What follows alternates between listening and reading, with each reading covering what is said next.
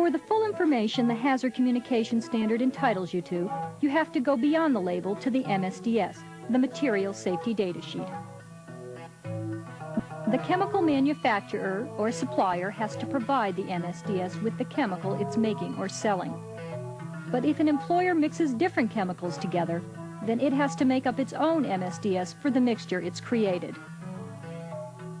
It has to give the product identity. A brand name or a code name or number is okay, as long as it's the same name or number that's on the label. Now, don't be fooled by chemical family names, such as aromatic hydrocarbons. Sometimes hundreds of chemicals are in a chemical family, and the hazards of its members may vary widely. The chemical identity is also unacceptable if its name describes a chemical function, such as a plasticizer or a surfactant or a biocide. These tell you what the product does, but not what the product is. The MSDS has to list the chemical's hazardous ingredients by their chemical names. That's important because it lets you check the chemical ingredients yourself to find out what the hazards really are. By every hazardous ingredient, the MSDS has to give the maximum safe exposure. If OSHA has set a permissible exposure limit, a PEL, it has to be listed. The MSDS doesn't have to list all the ingredients of the product, just the hazardous ones. And it doesn't have to say what percentage of each hazardous ingredient makes up the chemical. That's too bad, because if you know the percentages, you can figure out if all the ingredients have really been listed.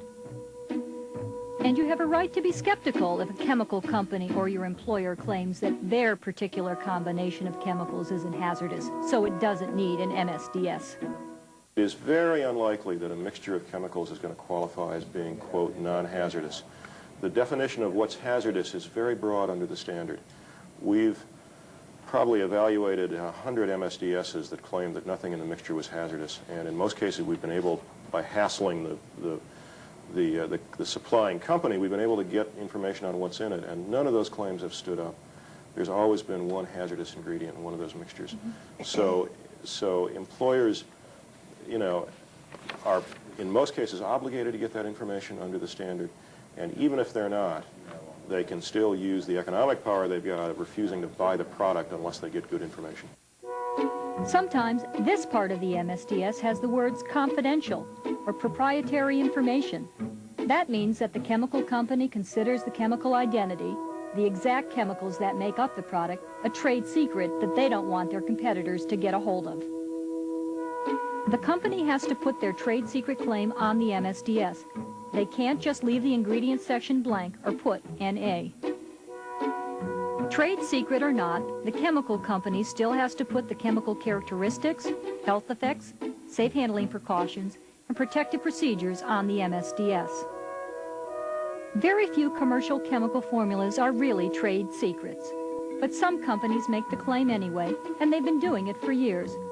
Before the Hazard Communication Standard, organized labor fought trade secret claims before the NLRB, just as we now do before OSHA. You go back to the NLRB cases that Jamie talked about, and the 3M company, when the OCAW local went and asked the 3M company for the list of chemicals and all the information on the medical results from the exposed workers, the company claimed that every single chemical, I think it was hundreds of chemicals, every single chemical was a trade secret, and they couldn't reveal the chemical identities. And that was really the beginning of that whole fight to gain access under the NLRB.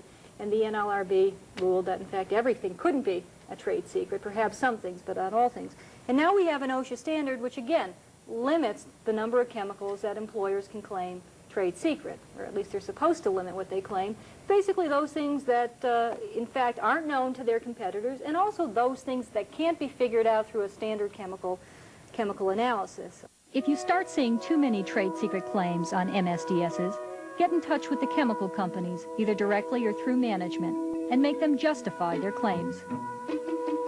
The chemical company has to be prepared to tell doctors or nurses, any exposed worker, or a union representative what's in their chemical, trade secret or not, and right away if it's an emergency. And I think that trying to get manufacturers to release their, in quotes, trade secrets is something that can be done.